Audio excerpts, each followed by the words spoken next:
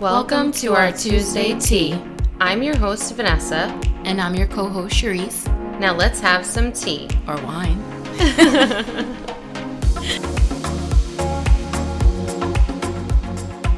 Hola. Hello. Can you hear us? Can you hear me? Yes. Yeah, we're good. How are you? I'm doing well. How are you all today? We're good. That's my southern coming out, y'all. Y'all.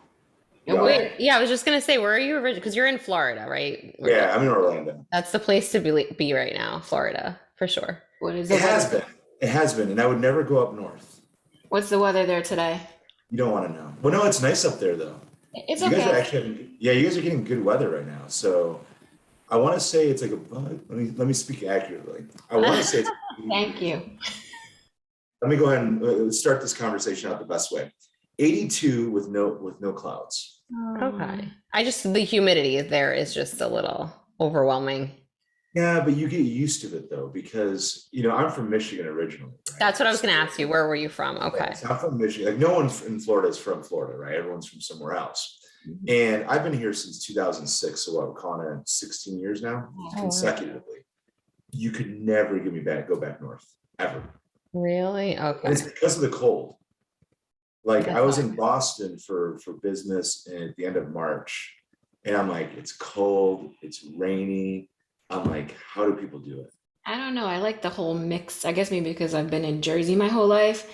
I like the whole mixed season. I don't know if I can do the whole just hot all the time. See, for me, the cold every year, it gets harder and harder. Every year, like my frail bones are just like, we can't do this much longer. It does. You get to a point where you can't do and there are people like, you mentioned like where you kind of enjoy the seasonality. It gets cold. It has the changes, right? And it is a little different when it comes to like the holidays, right? So Christmas is like, I was just there's no snow, it's palm trees. You have to adjust that aspect. But I promise you, there is no going back. And I feel in Florida, because my best friends have been all moving there slowly, and they don't really celebrate the holidays like they do here. It's so different. That's what they tell me. They're like, it's not really celebrated the way that like holidays here, we go all out. And they're like, yeah, it's not really like that here. That's the only thing I'm like, oh, I would miss. I'm surprised by that. What part of Orlando or Florida are they in? So one just moved to Orlando 2 years ago. And then my other best friend, she's in West Palm Beach. She's been there for a long time now. I feel like people do celebrate it. Like, I don't think that part's different from like Michigan. You still see houses decorated, but I think it just feels different because, again, it's like, you don't have any Christmas trees. You don't have snow. You don't have, or I should say pines. It's all palm trees, right? So it just is aesthetically it feels different, and it is. At first, you're kind of like, well, hold on a minute. Am I actually like, is it Christmas time or is it not? So it's a little bit of an adjustment, but I love Boston. So I go up to Boston, New York, a lot. So I'm in the Northeast in Canada, is where I spend my time, and I love the cities. Oh wow. Like Canada, have you been there recently? Like with everything going on, how is it there? No, right? I didn't think so. Okay. No. I've only been there once and I really liked it and I wish we could go back, but Toronto is an amazing city. Like a lot of people don't realize, like, one, there's nothing like New York, first off, right? When you go to New York, like you really realize how big New York is, and it dwarfs all the other cities in North America, right? So Toronto is a big city, but it's not quite as big as New York. But what's really interesting is how clean it is. It is incredibly clean. That's like Boston. You never see cop cars. Boston can be that way. Compared to New York, it can be. New York, I was there in Labor Day, and I was really surprised at how dirty it was. Oh my God. Just the smell. Really as soon as you enter, like the smell, my kids are like, what's that smell? I'm like, oh, it's welcome to New York. Every time we go, they're like, why would anyone live here? They're like, it's so scary and dirty. I'm like, oh, it costs a lot to live here. I'm like, many people want to live here. It does. They've asked me to relocate a few times. I'm like, no. Yeah. Because if I did it, it would be for like, I thought actually just a recent thought I had is I would consider doing it if they did corporate housing, but it had to be in Manhattan or Boston. And I would do it for just the warm months. Oh yeah, that's what I want to be, a snowbird. Yeah. Yeah, I want to be a snowbird. I'm just going to move it up on the timetable. We're just going to start now. But it'd be a little tough because like I have 3 dogs. I have like, it's not going to be as easy. My dogs are not going to be they're not city dogs. They're not hardcore enough. Yeah, I see his dog. They're like his babies. Like he Aw. takes so it's like the way I was with Lucky. I had a dog for 18, almost 18 years. So This is yeah, what I'm doing with. Right, there's two right there, Aw. and then Yeah. there's the third He's one. so good to them. It is the cutest thing. Yeah. I don't They think are, I like the cold. I'm shopping for a new one now. Oh, Like they're ridiculous. Like honest to God, like this is them docile right now, but they all have very different personalities. And the littlest one is 3 pounds, and he is like furious all the God. time. that's Barks, feisty. He'll attack the other ones. He has no teeth, so he can't do anything. Wait, is but- he old? Yeah, he's 9. Oh, okay. Yeah, he's like, yeah, Grady's. So Grady, I call him Shady Grady because he is shady. Like he does. Like I'm like, I can tell when he's gonna go do something he shouldn't be doing because he just trots off, and I'm like, yeah, you did something, didn't you? Mhm. Marley's crazy. He's the youngest. He's 4, and then Toby is like Eeyore. He looks Oh, depressed. so they're all different ages. Okay. Yeah. Like Toby and Grady are both 9. Marley's 4. Aw. None of them are related. It just kind of happened how life happened, where I got 3 dogs. And like I didn't plan on being like a single 3-dog puppy dad. It is Better than something- cats, I guess. Yeah, like cats would probably be a little bit more odd, but it is already. I'll share this and we can switch gears. There's 2 things that are funny. So I lived in the city. I lived downtown, right, in a high rise. So if you've been to Orlando, it's not a big city. It's not like a big, but it's got its little downtown area. So there's Lake Eola. So whenever I'd walk the dogs, people would always comment like, "What's this guy? Big guy with 3 little dogs?" You know, like, especially if I have a tiny little one, right? So, but it gets better. This is what cracks me up, because I'll never forget this. So it was a Sunday, and I had Grady in a backpack. Okay, Oh. I got out of the gym. So I The was in the carrier. gym. He's in a backpack. The other 2 are in a leash that are attached. It's Sunday afternoon. I was with a friend. I just got out of the gym, so I'm in gym clothes. We're walking. Beautiful summer day, and we go past Lake Eola, and there's this a restaurant called Island Time, and it has a drag brunch, right? And it's like a big to do, right? So like they had like it's on the street, and like it's just this whole fun time and crazy time. And I go to her. I said, "Watch, I will not be able to walk past this without somebody saying something." And I walked around it to try and like avoid. And so I'm walking, and I'm like, I know it's gonna happen. And I also hear in the microphone that, Daddy, you can walk me. I'm like, are you? And I look back, and he's like, "You're gonna need a bigger leash, though." And I'm like, "Oh my god!" Oh my. I like set myself up for this. If I wasn't Exactly. I was gonna say that was a good layup because yeah, it was. you Like, should have known. Yeah. For this, I'm like, really? Like, yeah. I'm like, no, it doesn't work that way. So, but yeah. So having 3 little dogs and being a guy is. Aw. They're so I wouldn't cute, trade it though. for anything. I know. I love having a dog. I can't wait to have another one. Yeah, they're a lot of work though. Working Yeah. remotely helps. But like, it is challenging because like I have to be thoughtful of how long I'm gone. Mhm. If I'm gone for all means, like I Oh, go to Boston. okay. Yeah. Yeah, like I'm in Boston for 4 days at the end of April. And so Oh, like I have really? something. Boston. We should go to Yeah. Boston. I've never I been love there. Boston. I mean, Boston I is went there cool. like 3 years ago, but I haven't been No, there. I love Boston. Like legitimately, Boston is actually a cool city. And there's a It spot, is. if you ever go, I always tell people about this. So my CEO is the private equity company owns our company. He's from Boston. So he's from Boston. There's a speakeasy called Yvonne's. Ooh. What is it called? Yvonne's. Okay. Absolutely, you have to go. Like it is so damn cool. So it's like it's in a shopping center area that's kind of outdoor. It looks a little sketch. I'm not gonna lie. When you're like walking through the night, like it's a little sketch.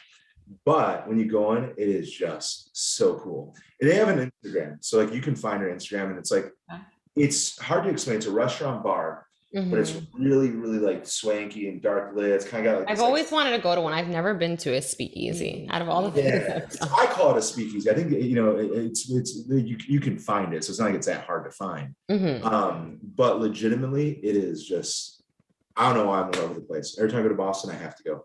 Really? So you go there often for work?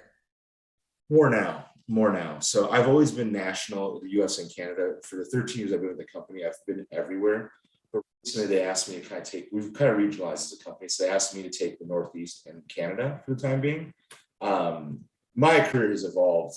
We could talk for an hour. So now because I've done most of my business in my tenure has been in the Northeast and Canada. Mhm. So they've asked me to focus in that area. So now I do go up there like this is more of a very recent thing where like probably in a course of a month, I'll probably have a week in the Northeast. I'm going to be focusing in Boston for a while because I've done a lot of business in that. When I say Boston, I encompass all of New England, right? So I'm talking Boston, New Hampshire, Maine, Like it's all that that. far up? Okay. Yeah, it's Yeah, I beautiful. mean, we go. I'm all the way to Vermont. I've been to Vermont, so it just I have a footprint that covers lots. So yes, I get to go up there. Um, Hmm. And spend how some long months, have you been with this company? You've been with them a long time, 13, right? 13 13. years. Wow. Okay. Yeah, so it's it's interesting because you kind of asked like when you talk about auto sales and sales and things like that, to give some context. Um, I've always been in sales, since I was young. I mean, since I was like 18, essentially. Really? I've What been type in of sales did you start out in at that age? automotive. Okay, so car sales. So it's always, so you're very familiar with car sales. Oh yeah, yeah. I've been a lot of my career has been in the auto space, right? So like I started in that realm, and as a matter of fact, I worked part time at a dealership for my father, at a Toyota store here in Orlando, while I was in high school. And then when I decided, I said, you know what, I want to try selling because I was not for college. You cannot get me to go to college. Could care less go to college. Hate It school. wasn't for you. Okay. No, I barely graduated, like high school. I skipped school so much. I could test well, but like I refused to go. I'm like, this is for the birds. So I I early know, on. yeah. I know one of my friends, she's always like, no, you don't tell your kids like they have to go to school. Because she's an entrepreneur businesswoman herself too. And I'm like, and that's fine because there's people that are way more successful doing that and starting their own companies than going to school, getting their bachelor's or even their master's. But I just always say, always think about what you want to do. And I'm perfectly fine with that too. But just as long as it's something that you're so passionate about and you really want to put your all into it. Your skill, right? Like you got to speak to Exactly. what your skill set is, right? Like for me, fortunately, like when I look at my where I come from, I get my ability to like speak and be charismatic from my father. Like that comes from him. He's been a salesperson since day one. That comes from Joe, right? But the drive and the fortitude does not come from him. Actually, it comes from my mother. Like my mother is a very strong-willed woman. Like you cannot break. My brother's in the mortgage game. He's been doing it for a long time at a very high level. And so when we talk about it, it's like, yeah, we get our charisma and our ability to engage people from my father, 100%. The guy, his wife now, he met like the Caribbean market line, like waiting for Tuesday. But my father's old school. It's just how he is. Yeah. That all said, though, but he never had that drive. Hey, like, one of the questions you asked, well, how do you do it, right? Well, it's not just like being charismatic. It's actually having the resolve to withstand it because sales is hard. It doesn't matter what it is. It's actually hard. Yes, it is. And there's a lot of challenges. So a lot of people don't make it because they don't have the fortitude to drive past it.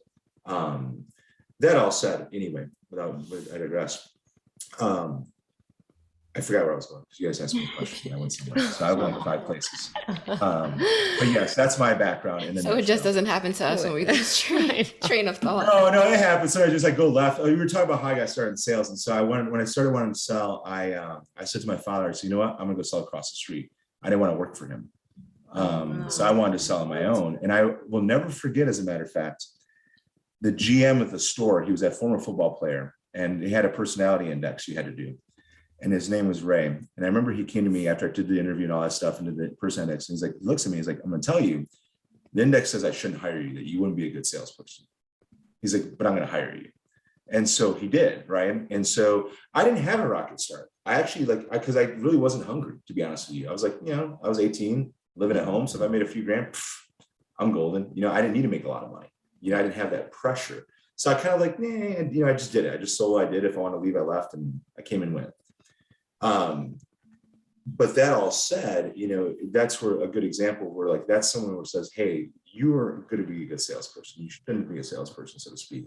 But really, when I look at my career and what I've been successful at, that's what I do. And now when you talk about like, yeah, I'm in the auto space specifically, but what I do is I do a lot of sales coaching. The company, that's what I sell to dealers, right?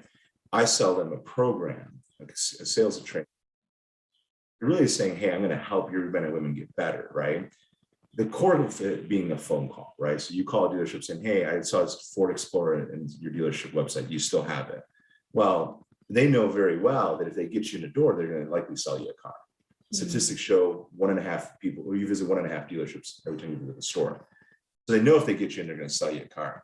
But the thing is that conversation, and based on how it goes, is going to determine whether you want to go in or not.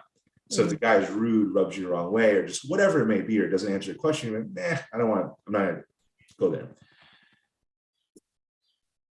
majority of the time people buy a different car than they call it on anyway. So you want the red Ford Explorer XLT, but then you go in and you see the black one, sport model, and you're like, you know what, I like that one. Yeah, buy that one. Or I want to pay $500 a month, but by the time you're done, it's $700 a month, right? So they know once they get you in, and they can capitalize on it. So that's what we teach their men and women, how to have those conversations to get in. So in 13 years, I've had to learn a lot about how to be a coach, right? Not just how to sell, but I'm also selling to some of the toughest people you'll ever sell to. So you think about car dealers, right? They are sharks. So when you're selling an intangible, I'm not selling you this phone that you know is going to work. I'm selling you the hope that your team will get better. You can't touch it or feel it, right? And in their mind, they can coach and teach us. So when it comes to selling and learning how to sell, selling an intangible to car dealers over the phone, Zoom wasn't always over the phone for the most part. Trust me, you learn how to sell and you learn how to speak and be a good listener, because on the phone, right now we can see each other. I can read body language. You can see my body language, etc. But when it's on the phone, you don't have that. Well, you got to create enough pain, right? Like a question asked was, how do I get people to want to think I'm not trying to sell them, but they know they need the product, they feel like I'm going after a commission, if you will, or like they feel like I'm just trying to sell them. Yes. Part of it is getting them to think it's their idea. That's one of the most important parts of like selling what I do, is like, I need to get them to think it's their idea, not my idea. Oh, how do you do that? Exactly. I'm already intrigued. I'm like, wait a minute. Skincare, I always you hit a wall. Like when you have a client, especially a repetitive client that comes to you all the time, and you're like, and they know what's going to happen. They know what's up next. So it's like, how do you get them to want to still buy from you? Well, and a lot of it comes down to, I'm a big believer, and I believe this to be the absolute truth, is if you get people to talk, they will tell you how to sell them. People love to talk. And if you ask good questions, you'll figure out how to do it, right? And so a big part of that is because the misnomer, I think a lot of people say, it's like, oh, the best salespeople are the ones that talk and have the gift of gab and blah, blah, blah, blah, blah. It's not it. You listen really well and they can get you to speak and they're listening intently. That's the key, right? Like the old saying goes, you have 2 ears in one mouth for a reason. Yep. And a lot of times it's shut up. Listen. And sometimes it's not selling it at this time. It's laying the foundation. Like I can't speak to skincare product, right? Like I'm a guy, like okay, I wash my face and that's it. We'll talk about that later.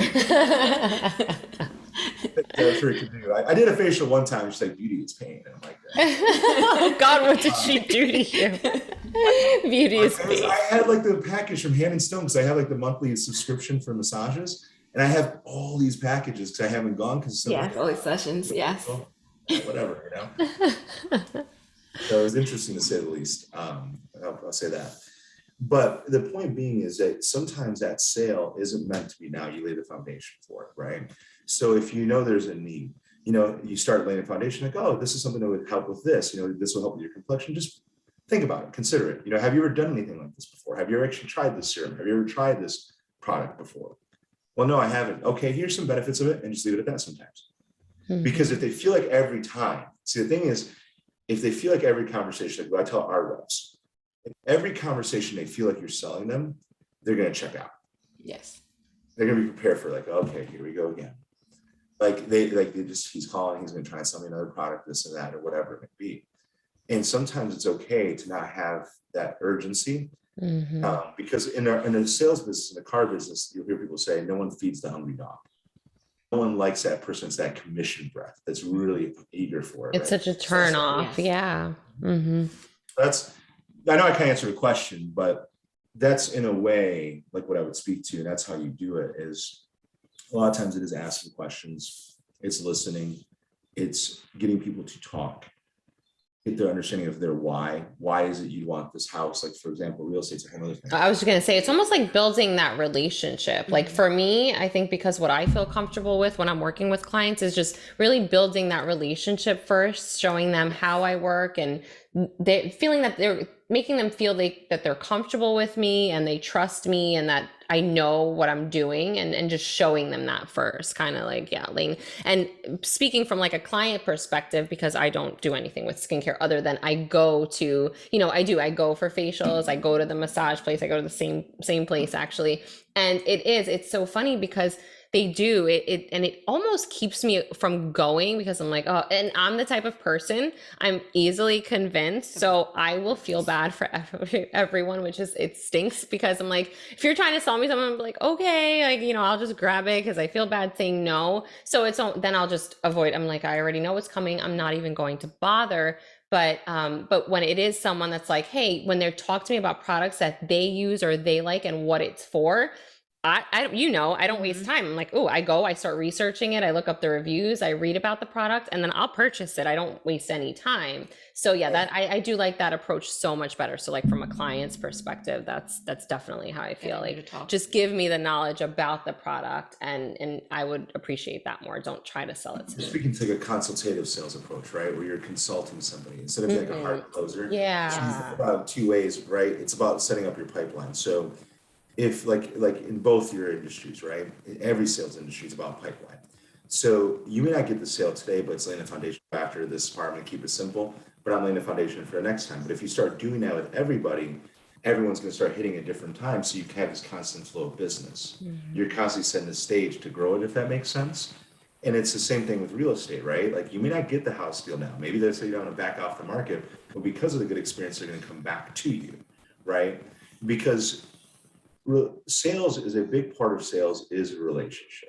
They have to like you, but you also have to know what the hell you're doing, right? Oh, yeah. They have to feel like someone has to feel like you actually okay, especially in homes, right? Especially if you're getting high dollar stuff. It's like I can appreciate you're cool, I can appreciate you're nice, but if I'm going to spend $1.5 million, like I didn't know you actually know what the hell you're talking about before I go drop that kind of $1.5. So they have to feel comfortable for that. So part of it is, yeah, they have to like you. The other part of it is you have to know what you're talking about. The other part of it, which is the sales piece and part of it, is actually being able to close. Sometimes is what most people struggle with because it can be uncomfortable, right? Depending on what you're selling, like I'm in a world where I have to bring dealers to pain. Like I have to play them a sales call where the guy just dropped the ball, average $7,000 gross in a sales call, and I have to ask Tim, I love you, but how many times a day is he repeating that same performance? Okay. Like, you dummy. This happened 5 times in the time we've been talking, but you have to bring them to a point where it's like, holy cow, it's what we call a compelling gap, right? So you think about your life, everyone's had a gap, right? What I mean by a gap is, let's say you want to lose weight, you want to get in shape, whatever, right? Yeah, everyone struggles with that in years, right? I want to quit smoking, let's say, whatever. You want to do it because you'd like to, like, oh, I'd like to look like this, or I'd like to do this. But until that gap becomes compelling, where the pain is too much, you're like, I've had enough, and you actually want to change, that's when you start to change, right? Everyone wants this. Everyone wants to make $1 million a year. Everyone does. But people don't have enough of the pain to actually get out their own way and get off their ass and go after it. Yeah. But the minute they have enough pain, they actually say, you know what, I'm going to do it. Think about weight loss. Like I went through a weight loss journey, right? For years, I wanted to lose weight, but I never got to where I really stuck through it until one day. And I can tell you the day, and I said, fuck it. Like, I'm going to do this. And from there, it was just steadfast. How long ago was that? 2010. Oh, so I can tell you the exact date. And I remember saying to myself, like, because I lived in a high rise downtown at that time too, and they had a gym. And I remember saying to myself, I said, okay, if you stick it out in the gym for 30 days in the building, I'll go sign up for the gym, you know, and the rest is kind of history, right? I just kind of did it on my own, because at that point I had enough, you know, and that's that compelling gap, right? And that's when just whatever it is, when people will change, is because you've had enough pain. You go, It's like the intention is there, but until that pressure is applied, you kind of, you know, that comfort, you're just comfortable, so you don't change anything. Everyone's comfortable. That's the hardest part. And you know, I can speak to it in my own world. Like, you know, it's like constantly I'm still trying to evolve, and I'll be, okay, what's the next phase? You know, like I spent time with our old CEO last night at his house, and like we were talking about that. It's like, for me, yeah, I've been in my company 13. I know I could do better, but it's very hard. Like, you get to one level and then you go to another level and you go to another. But then as you get better, it's hard to get better, right? So the biggest inhibitor of being great is being good. Because when you're good at something, it's like, well, I'm good at what I'm doing. Okay, I'm all right. I can pay my bills. I can go do this. Okay, whatever, right? But when you want to get to that next phase, whatever it may be, and it's different for everybody, right? It's hard to break that plateau, so to speak, if that makes sense. Yeah, for sure. There you go. There's my spiel in like 10 seconds. I don't have tea, but I have coffee. Oh, that looks I good. know We need to get some Actually, I need it, trust me. more. But so sorry, I know I kind of just we started talking, so I'm not sure if I No, that's good. That's good. good. We like that. Yeah.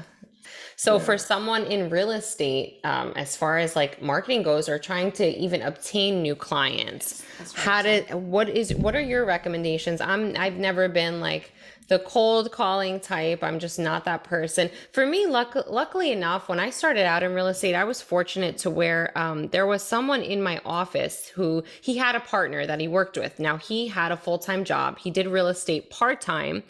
So he basically had a full-time agent in the office. He would, because of his project management and working in managing apartment complexes, he used to get a lot of clients. So he was so overwhelmingly busy with real estate, but because that wasn't his full-time job, he had someone that he worked with in the office. So she kind of did all the work, did everything. He just got the clients in and he basically passed them off to her. And she was able to make a good commission off of it, especially for someone just starting out. That's like the perfect scenario. So when I started, she was actually leaving to go to like one of those cloud real estate companies, like Orange Key or something of that sort. But so my broker, her and I really clicked immediately, and she brought that opportunity up to me. She's like, "Well, would you want to partner up with him?" She said, "I think you guys would really work well together."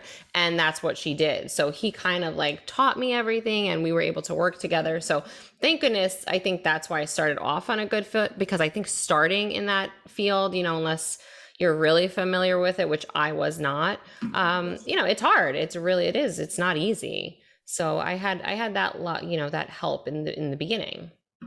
It is hard. So like, speaking to, I considered at one point mortgages, right? And switching from companies or my company to mortgages at one point in my life. And when you look at the real estate game, mortgages are about like who you know and connections you have. It's a massive part of it, right? So you think about from like as a realtor, you have different mortgage bankers you use. This is your go-to. This is your second go-to. They know how to structure a deal. They can get it done. It's symbiotic, right? And they refer you people, and it's that back and forth. Now, when you talk about starting out, this is interesting because I thought about this, and I listened to your last podcast, and you were talking about, especially in real estate, like if someone's like, "Good, look at where I just can't get into it, I can just do this," right? Mm-hmm. Which there's a lot of that in the real estate market, actually, oddly enough. And I say only because like I look at like my Facebook and how many people have added me randomly, and it's like a lot of them are realtors, and it's like they look good or whatever. But the reason I bring it up is social media is a powerful platform if used properly, right? So think about your brand. Your social media is your brand. And if you think you're starting out, one of the best ways to get recognition or to start doing it is to plug yourself out online. But the downside of that is it's your social media, right? So when you think about what you're posting, what you're doing, if you're going to be about your business, be about your business. It's okay to include your personal life in there, right? But be thoughtful of what you're putting in your personal life, right? Like if I'm going to go buy myself a $750,000 house, I appreciate that, like, Susie got into real estate, but if I don't feel Susie's like the type of person or professional that I want to work with, I'm not going to reach out to Susie, right? Or whomever it may be. Timmy, pick somebody, right?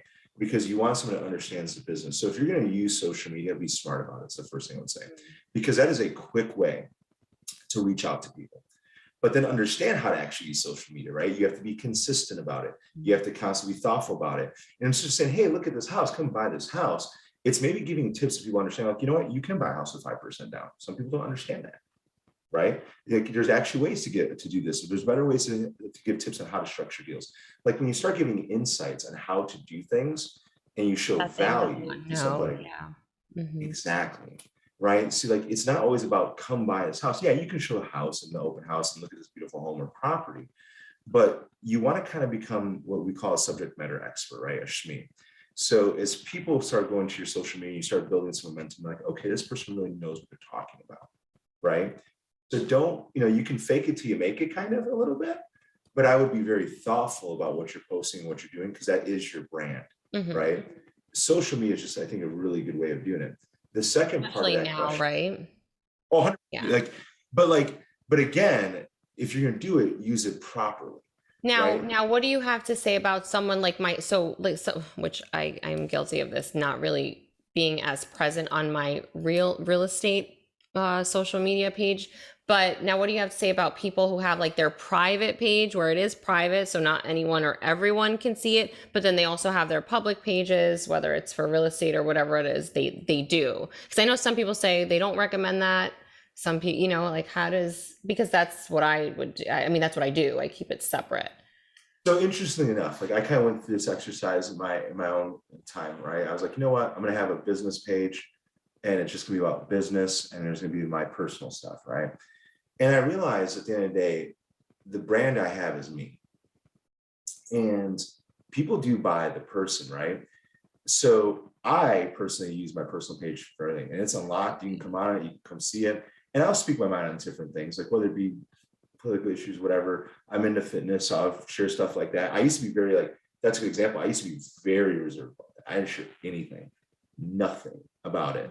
But then I'm like, well, you know what? No, it's part of me. And as a matter of fact, to speak to that, one of my long-term clients, he bought a new dealership and we were talking. And in the conversation, it was a given he wanted to sign the store up. That wasn't even a question. We started talking about other things like, yeah, man, like I actually just recently lost 120 pounds. Yeah, I've been watching your stuff on social media. It's like, you're really killing us. So you're gonna go back into competing again.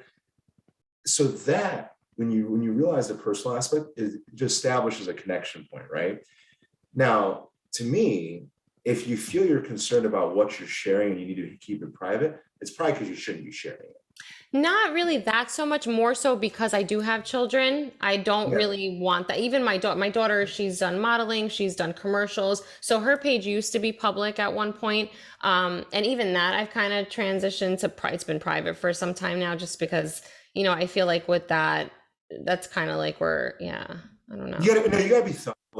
You bring up a dynamic that you have to be thoughtful and consider, right?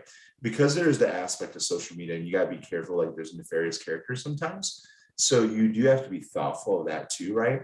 For me, it's a little bit different because I'm not too concerned about that. You know, like I have my 3 dogs. You're not gonna come find my 3 dogs. Everyone wants to see dogs. Yeah. If I post a picture of the dog, it's like, yay, you know, me, who cares?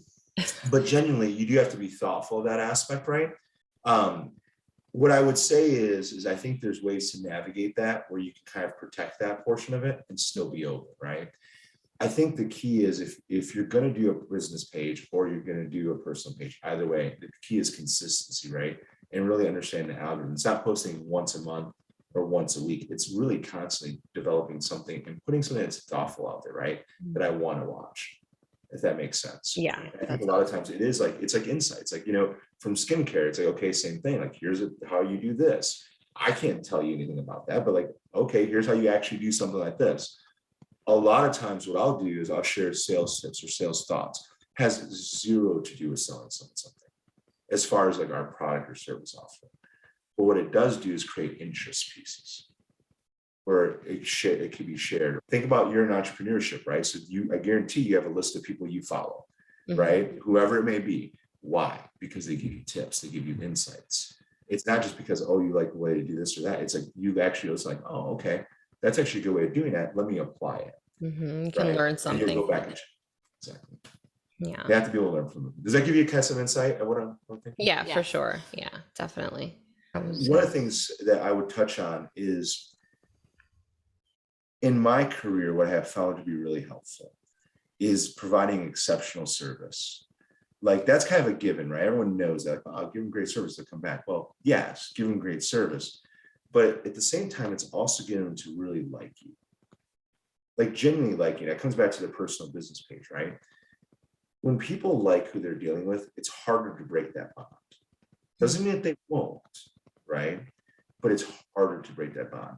Think about each of you. I'm sure at some point in time or another, you had some kind of business connection you had, whether it be a hairstylist, whatever, pick someone that you had a connection with, and you, for whatever reason, you want to move on.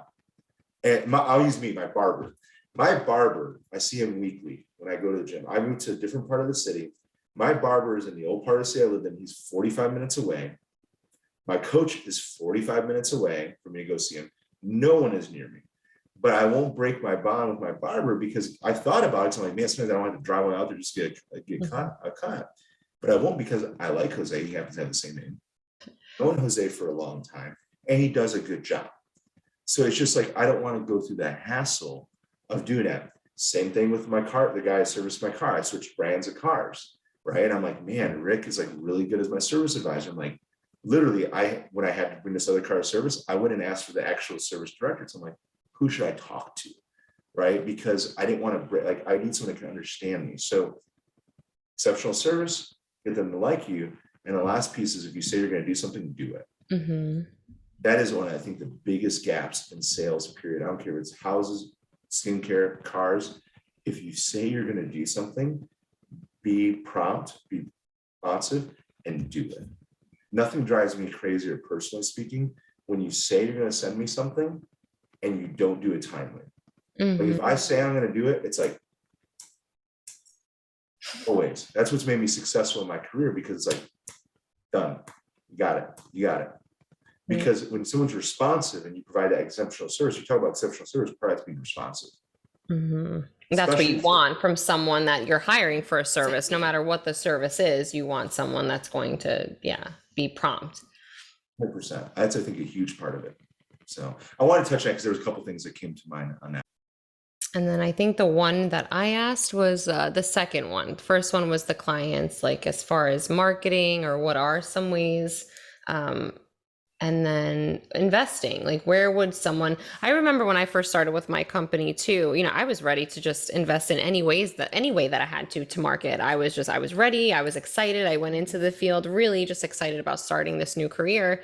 And it was nice because my broker, she's like, no, I'm not letting you spend any money until you're making money. Let's get you situated. Let's get you started. That's when she partnered me up with my partner at the time. And yeah, it worked well. And then eventually it was funny because a couple years later, once I started making money, I went on and did the marketing with like the magazine and all that, which was pretty cool. But what are some ways that you would recommend for someone to market or invest their money in order to bring in clients or, whatever, build their business? Be smart about what you're doing and how you do it. That's kind of, I think, a given statement.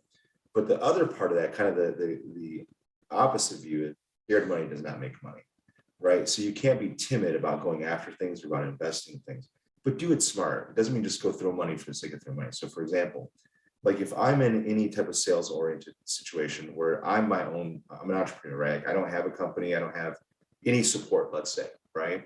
One of the first things you need to have is like a CRM. You need to make sure you actually track your stuff and know what you're doing and keep yourself in check. Now, you can take a notepad and do it that way. So like HubSpot has like a free CRM that you can do to kind of get you started, right? Through my company, they give that to us. Exactly. So like if you have a support company, normally there'll be some kind of CRM tool that's in place. If you're truly doing something on your own, like there's tools like HubSpot and things like that you can actually subscribe to that don't cost anything, but will give you a structure. You got to be structured, right? There's no point in marketing. There's no point in going after it if you don't know what you're doing. You want to exhaust, to me, all the free low-cost avenues. Social media, like we just live in such a social media world. Like I know that's free advertising and marketing right there. 100%. And like, it doesn't cost you anything. It's also for a lot of people can be tough because like, it's like, well, what do I post? How do I do? So I think I would learn that craft really well. A friend of mine has a pretty following. And I saw he started doing TikToks, not really like a comedy. No, that's another place. For videos. And I asked him, I said, why? He's like, it's got to do with the algorithm. I'm like, oh.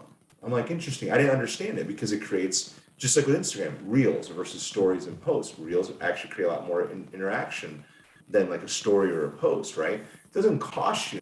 Exhaust the free options so that when you do start getting some capital, when you start doing something, having the money to put towards things, you can do it smart, right? So I know, okay, hey, I have good traction on Instagram. I'm going to put some money into Instagram for marketing. I have great traction with LinkedIn. I'm going to put some money in LinkedIn. Mm-hmm. Okay. That's how I would look at it. If you were to put me in that right now, first thing I would do, and I thought about this, like if I went under mortgages, is really focus hard and heavy on real estate. And the other part, it kind of ties into your other question, is cold calling is not your favorite thing, right? Oh, I can't. You know why? I get calls. I mean, I can't even count how many times a week from real estate companies reaching out to me, trying to recruit me. And it frustrates me to no end. So I'm like, I know I get frustrated. I don't want to call people and just try to, I'm not that person. To some extent, you have to be comfortable with it. The flip side of it is, and this is like a personal thing I've learned to do, is when I get phone calls from someone soliciting me, I normally don't answer unknown numbers. But sometimes if I suspect it could be a client or something like that, I'll answer and it's like, oh, it's Sirius XM. Great, the 10th time today. Or you want to extend your car warranty. Whatever it may be. Okay, Grady, I get it. Sorry, my dog wanted to come up. Whatever it may be, the first thing I do is I practice what I preach in the sense that I'm very kind. Like, because you know what? I have been on the other end of that. And I've had to dial for dollars. I've had to go through that. So I will politely tell them I'm not interested and end the call, right? I don't, okay, I'm sorry. Oh, I'll live your best life. someone's awake. Yeah, he crawled up and then crawled back down. But anyway, a big part of that is I practice that, right? Because I feel like it's paying it forward, right? If you're kind of rude to people, it's going to come back to you. The second part of it is you want to get out of your comfort zone. And sometimes that is just saying hi to people you wouldn't normally say hi to, right? And getting comfortable with that, because you know, when you actually break that barrier for yourself, it's going to pay a lot of dividends when you do have to cold call, you do have to reach out, because you know what? In some form or fashion, you guarantee you have. Whether you enjoyed it or not, it's a different story, or whether it was comfortable or not, it's a different story. But when you learn to do that and break that, that's only going to make you so much better in anything else you do in sales. Because guess what? When you're presenting a house, when you're presenting a skincare product, when you're presenting car services, whatever, if you can break that barrier and obviously approach them and you have no idea who the heck they are, especially someone that's completely different than you. You're like, you go look at whatever it may be, like whatever type of person you feel would be intimidating to you, right?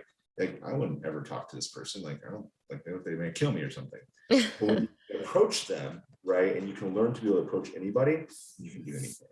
Mm-hmm. And that's something that I had to learn, not in a cold calling aspect, but I can tell you the very first time I had to go in person to a dealership was in 2011.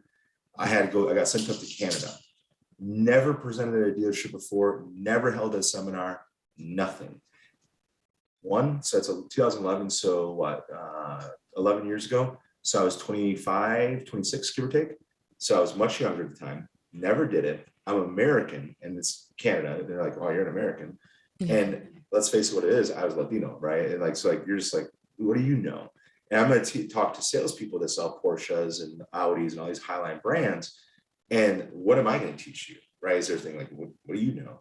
And so my point is I had to get comfortable with being in front of people fast. Mm-hmm. Right? And it's a client I ended up having for like 7 years. That's so you recommend cold calling. You think that that's actually a good thing and a good opportunity to just feel comfortable about what you're doing and necessary. Yeah. No, you're not. Yeah. Yeah, when necessary, because there's gonna be times like there's a cadence to it, right? Don't blow somebody up repeatedly and like beat them over the head with it. No one wants to do that. But I do recommend the ability to learn how to cold call, because if you can do that. Yeah, well, in the beginning, I was forced to do it. It was torture, wasn't it? But I guarantee you, though, it helped you with your skill set. If I had to bet you money, it helped you gain confidence in your skill set, because guess what? You had conversation. You're like, oh my gosh, that did not go well at all. I was like, but guess what? You learned from it. You got better each time. That's true. That is true. Yeah. Exactly, because you have to practice that craft. Because if you don't practice that craft, you're not going to get better at it, whatever it is. So cold is necessary, right? But there's ways to do it without being a nuisance. There's ways to do it where, yeah, it can be tough when you dial 50 times in a day and you got told 49 no's and got one yes. Yeah, that can be tough, but guess what? That sits. Yeah, that's the thing. Like the truth of the matter is, if you really want to be ultra successful in any sales capacity, you have to have that moxie and confidence to go completely after it, up to and including cold calling. So I don't advocate for like blowing everybody up and like being a nuisance, but I do advocate for having the moxie and learning to have the confidence to not be scared to be heard no. Okay. Like, I'm okay with no. I am not going to go home crying. It is okay. Yeah. Oh yeah. And I may cry a little bit. With anything. I've gotten better about it. So yes, you have to get comfortable with cold calling a little bit. That's not what you wanted to hear, Vee. I understand it. You don't want to have to cold call. No salesperson wants to cold call. I get it. Trust me. I don't like it. But I promise. And then it's funny, you go down the lists and it's like everyone, removes their name. They're like, do not call, do not call. So it's like even trying to find the one. And it's like, how many people do you want me to call today? You talk about cold calling, because before I was in skincare, I was in insurance. So I definitely know the whole deal about cold calling At and least getting you don't have to do comfortable. that, right? But now that I'm in a different industry, Well, I don't have to do. I've been encouraging her to, which she did get her LLC, so that's super exciting, but she's been an esthetician for 6, almost 7 years. So, and she works for a company, and I've just been encouraging her to, you can open up your own place and do this. She has the talent, she has the knowledge, she has what it takes definitely to do it. So that's why we're asking like questions about marketing and things like that to get people engaged and to grow your business. Yeah, 100%. I think a lot of it comes down to when you think about doing that, right? Is there's a lot of steps to it, but I think the first step is in our society today, entrepreneurship or being an entrepreneur is a very popular term. Everybody's an entrepreneur. And I'm like, okay, bro, sure you are. And I don't say that to be negative or to be disparaging, but truly it's a very overused term, right? It's an overused term for like, hey, I'm trying to do this. What I'm trying to advocate is most people, the very foundational element, I think, to be successful in entrepreneurship and sales is a very similar thing, is to have that really unrelenting confidence in yourself. Not arrogance, it's a very different statement, but confidence that you're going to go after it and you're going to go after it with everything you got, and understanding you're probably going to bump your knees a few times, and that's okay. You're going to fall down, that's okay. But understand that it's how you're going to pick yourself up, and it's being relentless in your efforts to do it. That's the thing, no matter what you're selling. I think that's something that people understand. You can talk about, oh man, it's a freedom of time and all this. Hold on a minute. Pump your brakes, Chappie. Because the reality is you're not going to have that right away. No, it's hard work. This is a question that, trust me, I've asked myself. It's like, okay, yeah, it sounds great. Do this, do that. But do you really have the confidence? When you really sit down there and do it, like, okay, when this gets a little tough, are you going to have the resolve to push through? I think that's the first step to it. That's where then all the other stuff comes into it. Because guess what? If you're going to go build your own business, now in this case, you're in real estate, or you're in skincare, so you have people you can you have connections, right? So you can kind of build it a little bit quicker because you don't have to worry about like, oh, I don't know anybody. But let's say you're speaking to somebody who knows nobody. Yeah, you're going to have to cold call. Yeah, you're going to have to say hello to people that you're not used to saying hello to. Yeah, you're going to have to go to different functions and networking functions. Yeah, you're going to have to hand out your business card. Because guess what? You may get those 49 no's, but if you get one yes and it turns into sales, worth everything. exactly. So it's like, it's a numbers. You're always gonna hit a lot of no's. I feel like no matter what, you are going to get a bunch of those no's, and you do. It feels like you only get like that one yes or two, but that's just how it is. That's how that's how it works. And well, think about it this way. I tell people all the time. I'm not storming on here. I was just heard thunder. I was like, thanks, that noise. I tell people this all the time. If it were easy, more people would do it. Because in this world, if you want to make money, this is my personal belief. If you want to make, I had this conversation with a family member the other day. He's trying to figure out what he wants to do in life. He's younger. He's like, I want to make money, this and that. Okay, everyone wants to make money. But I told him, unless your name has a JD behind it or an MD behind it, if you want to make money, you're selling something. You truly are. That is our economy. Whether you're selling your own business, because if not, you're working for someone else who's selling something. So. Correct. And otherwise you're going to be in a salaried position, and you have to be okay with that. And that's okay. I'm not saying there's anything wrong with that. Yeah. Entrepreneurship or business, that's not for everyone. Yeah. Correct. So you have to think about it. That's why you look at when you say JD, MD, yeah, you can be a doctor, or you can be a lawyer, and you can make a ton of money. But even then, to an extent, they're still selling too. But when you look at everything else in the economy, you're selling. So you start your own business, you're still selling, but you're selling your own business. You're not selling for somebody else, right? Because anything that pays any good amount of money is commission based. But the reason I'm that way is because, well, yeah, sure, it's a great risk. And you say, well, man, commission's scary because what if I don't sell anything? But at the same time, great is a reward, exactly. Right? Because if it was easy to sell, if it was easy to be done, they would not pay the commissions they pay. It's one of the things I always think of when you think about, I want to be an entrepreneur. When you think about, okay, I really want to do this. Do you have the internal confidence? Do you have the resolve to push out strategy to go after it? And really, sometimes strategy, that's important. And like, be okay with people telling you that's a bad idea sometimes. Like, you have to be okay with critique. Like, that's a hard thing for most people. Especially when you're building a business, you're not really seeing income flow or money right away. So people are like, well, what are you doing? You're wasting your time. You're not making money. You're sitting here when you can just go work and you're building your brand. Especially, I feel like people older than us, my grandmother, they don't understand, because they're used to just going and working for someone and making money. So this is all, definitely a different world, now. Like, you gotta be careful who you let feed into your thoughts, into your mindset, right? If you share your dreams to everybody, they don't understand your dream, they're not going to give you the positive affirmation you're going to need, right? Because if you think about it, like, you think, like, it'd be like me getting money advice from somebody that I know is terrible with money.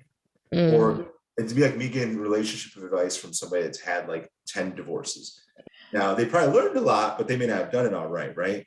So you want to be careful who you allow to feed into you a little bit. But at the same time, someone that has a background that you can respect, right? Like someone that does have a say in your business. So if someone that you know in the real estate game that is a successful broker, that is someone that has done the game, that does know what they're talking about, gives you critique or feedback, that is okay. Because you want to be able to take that and not take it with pride, like, oh, well, what do you know? No. Take it, understand it, and retool what you need to retool. The worst thing you can do is think you're going into it, I've got it all figured out. And if you think that, you're going to kind of hinder yourself. So I tend to be thoughtful about when I share certain things about what I want to do, or in business or just in personal life. I'm thoughtful about who I share it with, because I know that if I share something with somebody, because if you share it with somebody that doesn't really have an understanding of it, right? It's hard. So like in my business, recently I had to have some conversations, understand some certain things. It was hard to talk about it with most people because they didn't understand my business, but I sought the counsel of our old CEO because I worked for him for 12 years. He knows our business in and out, and his counsel was invaluable because he understood exactly what I'm going through, what I'm looking at, and how to help me put it together. So you have to seek counsel from the right people and have good mentorship. I think that's something that people miss out a lot. So you need to have mentor. I mean, I still do. I have by no means figured it all out. Not even close, will not profess it. But I believe in having good mentorship from people. Absolutely.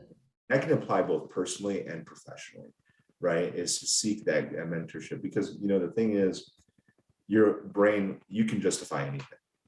Whatever you want to decide, you can justify this is a good idea. Even if it's a idea, if you really want to do it, you're going to do it because your mind will justify it. Yeah, that's true. That's a good long answer to your question, but there's your answer. It fit perfectly, like in our little business, where we're going into with podcasts right now too. So I appreciate you all having me. I'm glad it was fun to kind of chit chat and go through it. Hopefully I share some. I know. I feel like we could talk for hours and hours. There's going. just so much, for sure. Yeah, no, 100%. I mean, like, definitely, I think there's a lot to unpack in this stuff, right? Because, you got to think we could spend all day on it, to be succinct, right? But I think it's important people are thoughtful about it, spend time on it, and really understand what you're going to get into, right? It's not always like, I'll leave you all with this. Everyone sees the result. No one sees the work that was done, right? It's very easy for people to say, like, oh, they bought a fancy house, fancy car. Oh, someone's really in shape, but like they don't understand all of like the sacrifice of saying, no, I'm going to deny myself this right now. No, I'm going to deny myself this opportunity to go eat this cheesecake, or to, I would rather go out to like have dinner with my friends, but I guess I'm going to work through something because you have a goal, right? And being purpose driven. You have to have that, and that's what's going to get you to the result you want. So having that discipline is so important. Best statement ever: discipline equals freedom. Jocko Willink, right? Like if you listen to that, like that's actually really true. I'm a firm believer. I thought of that, like, because you don't like discipline. Most people do not like discipline. Who does? Exactly. Because you don't like being told what to do. I'm not saying you specifically. I know for me, I can speak about that. I'm like, I hate being told what to do. I'm like, you will not tell me what to do. I am very comfortable when I was going to do that. Are you an Aries? No, I'm just kidding. Oh, Sagittarius, and I'm a true Sagittarius. Like to the max. Like when you read about Sagittarius, like, I'm not big in horoscopes. No, me neither. But I'm like, that is me. I'm like, legitimately. It's kind of creepy. That's the thing. It's like creepy how spot on it is sometimes. You're like, like, friend boy, like gets bored easily, like, fun. Yeah, that's Jose Morales, I promise. Yeah. But yeah, no, those are discipline equals freedom. I think is something that's so important because no one likes discipline. Because like, listen, like I want to do a competition again. I love cheesecake. I really want. I love cheesecake. Legitimately, I do. Like, I don't want to. Like, I love pizza. I love all those things. And so some people maybe say, like, oh, your sacrifice is boring. But I'm like, no, discipline does equal a freedom, because guess what? When I accomplish a reward, it's a satisfaction. When a discipline equates to, you're talking about work and business, right? If you're disciplined about doing the work of the job, it will yield the result. Mhm. And that result allows you to have the freedom to do the things you want to do. That's the problem. If you're going to be all over the place and you're not disciplined, you're never going to have answers. We don't mind. In the description below, we'll link your social media on there. I don't know if there was anything else that you wanted to add into the episode. No, I've covered a lot of things. We kind of went Definitely. This is is a good. really good Yeah. chunk of information. I understand you all love New Jersey. I get it, but Florida is amazing. I know. This is why most of your people are moving down here. Everyone. I mean, Yes, I know. everyone. But Our housing prices are insane. Like my Florida's mother's full. from Florida, so it's Yeah. like she doesn't want to go back to Florida. No. Really? She was born and Yeah. raised here. Yeah, it's definitely ebb and flow. But like I always joke with people, I'm like, Florida's full. And so come here. Because here. now, I mean, everything's even going up over there too. Rentals, everything it's Out of control. No. Like granted, compared to what you pay in Jersey, it's still not as high as like a New Jersey or New York, right? Those areas are much higher overall. But like, for example, the house I'm in now, I actually bought in October of 2021. So that being said, it's gone up according to Zillow, right? How accurate is that? But, like, Zillow, our real estate agent's worst nightmare. I know everyone hates Zillow, but I would say with fair reason, it's gone up probably about 60 grand, 70 grand, in that time and value. And that's less than what Zillow says, right? I'm like, okay, back it off a little bit. And like, to me, I'm like, in that short time, it's crazy. And like, for example, here, you come down here for 600 grand in Orlando, I could buy a really nice house for 600 grand, not in like it used to be anymore. 600 grand back then would buy you in one of the nice suburbs, brand new spec, like the whole 9 yards. Now that's an average home over here, like a mediocre. Yeah, no, it is. I have good friends that live in Denver. Denver's the same way. It's like, I'm like, how much is that house? Like, what? Like, that's crazy. So yes, Florida's gotten, it's a whole other subject, right? But Florida has gone crazy. And I think this is my 2 cents. I'll leave it at this. I think Florida, when it comes to real estate, will be another California. I think it's going to Really? I do. If I had to bet money, give Florida 10 years and it'll be, I think That's it's kind of scary. well, I think from a standpoint, and not from a political standpoint, but I think from a cost standpoint and living. Look at Miami. Miami's crazy. Yeah. Miami's crazy. Orlando's growing a lot. Like I've lived here a while, and the city itself is just growing a lot. And the housing prices have gotten much higher. So I'm like, now granted, who knows economics, things like that. But if I had to guess in a decade, I think it's going to be a lot more expensive than what it is. So I better get my snowbird house soon. Get your snowbird house soon, because but think about it. You got the weather, you have Disney. I mean, everyone loves Disney, I think. Well, I shouldn't say it right now. I know, no matter the age, it doesn't matter. Have you been? I like Disney. I have an annual pass. I didn't say that out loud. No, but I do really. But no, I do. That's my guess. And I'm not a real estate expert, but if I had to just guess, it's kind of seeing how it's growing and changing. I'm like, Yeah, a lot of people have migrated there. I have a few friends who went over to North Carolina, but a lot of people left. I mean, there's many reasons to live here right now. So, well, I think that goes to the past year. It's been, we'll just say that the past year has been a little crazy, right? So you've had a lot of different things that have gone on, and from the north, and so you've seen a lot of people just push to come down to Florida because of Florida, the way it's been, and kind of just how we've treated a lot of things. So I think that speaks volumes, like, and I just suspect it's going to continue. I mean, because housing here goes fast. I mean, it goes fast everywhere, but like, legitimately, it's like there are no houses. yeah. Like they're really, like, you go, I'll pull it up just periodically.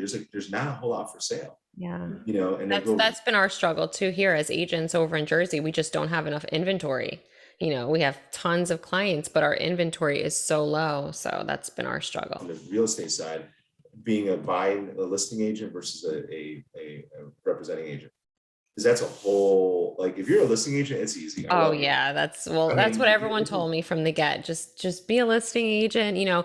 But for me, I do both. I'm like a dual, you know, I definitely work with both. But yes, listing, it's you list it and you sit back and it kind of, you know, not saying it does all the work for you, but it's so much easier. it does Obviously, a you're doing a lot. lot of It does a footwork, a lot. lot of legwork when you're a buyer's agent, you know, naturally. Yes, there's a big difference. I think when I sold my last house, like middle of last year, I'm like, really?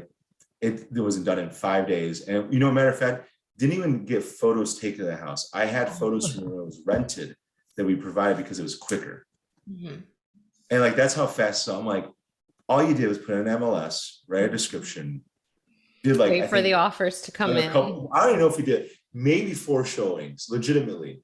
Yeah. And within that, by like third day, like there's all kinds of offers.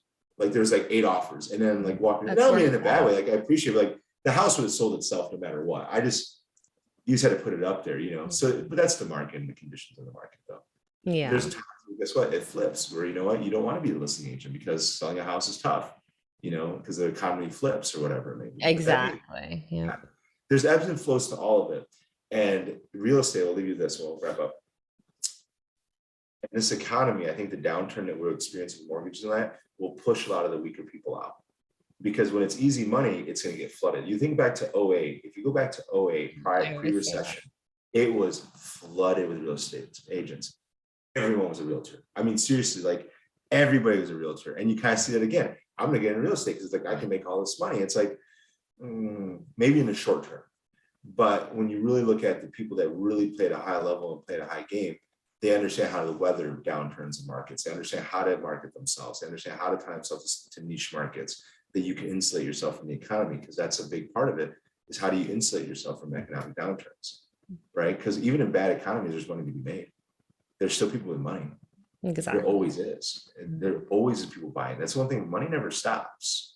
People think that like, oh, if we go into a recession, like, oh my God, what are we going to do? It's like, money doesn't stop. It just flows differently. Yeah, exactly. That was like even during our, you know, our whole COVID time, you know, there were people that, yeah, a lot of people were struggling and it was difficult, but then there were people that were just flourishing during that time because whether they were YouTubers, because more people were tuned into, or real estate agents, you know, we had some of our best sales during that time. We were just, this is like, I can go down this path because I'm like, you look at COVID, if you look at COVID, it created a crazy amount of stuff, right? And just to be succinct, it created a really crazy economy.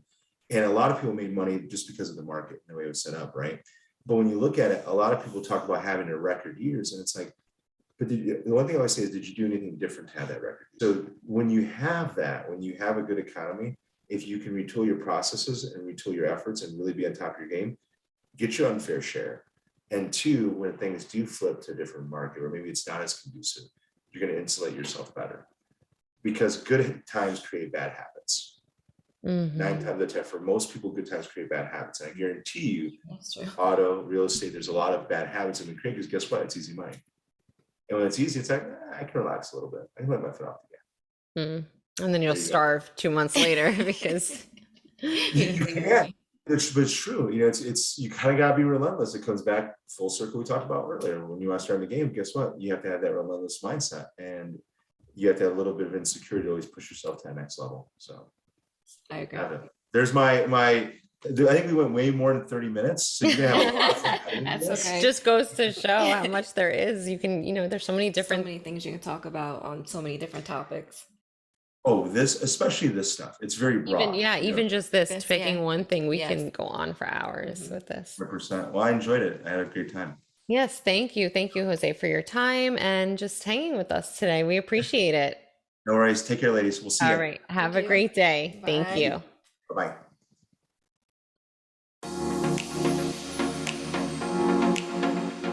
Love, light, peace, Vee.